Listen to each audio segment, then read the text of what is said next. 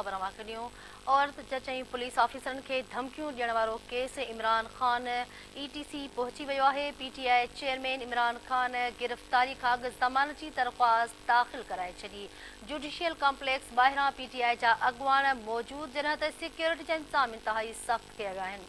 अहम ख़बर वाक़े ॾेई रहिया आहियूं। औरत जज ऐं पुलिस ऑफिसरन के धमकियों ॾियण वारो केस ते इमरान खान ETC पहुची वियो आहे। PTI चेयरमैन इमरान खान गिरफ़्तारी खां अॻु ज़मानत जी दरख़्वास्त दाख़िल कराए छॾी। ख़बर वाक़े ॾियूं पिया जुडिशियल कॉम्प्लेक्स ॿाहिरां PTI जा अॻुवान मौजूद आहिनि जॾहिं त सिक्योरिटी जा इंतज़ाम बेइंतहाई सख़्त कया विया आहिनि। ख़बर वाक़े ॾियूं पिया औरत जज ऐं पुलिस ऑफिसरन के धमकियूं ॾियण वारे केस में इमरान खान ETC पहुची वियो आहे।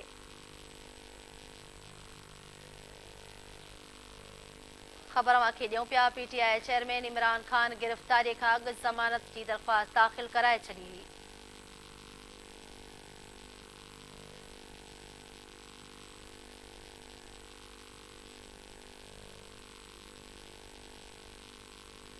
ख़बर वाक़े ॾियूं पिया औरत जज ऐं पुलिस ऑफिसरन के धमकियुनि ॾियण वारे केस में इमरान खान ETC पहुची वियो आहे।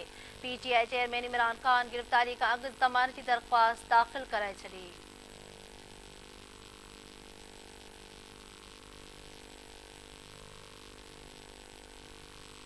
जुडिशियल कॉम्प्लेक्स ॿाहिरां PTI जा अॻुवान मौजूद आहिनि। सिक्योरिटी जा इंतज़ाम इंतहाई सख़्त कया विया आहिनि।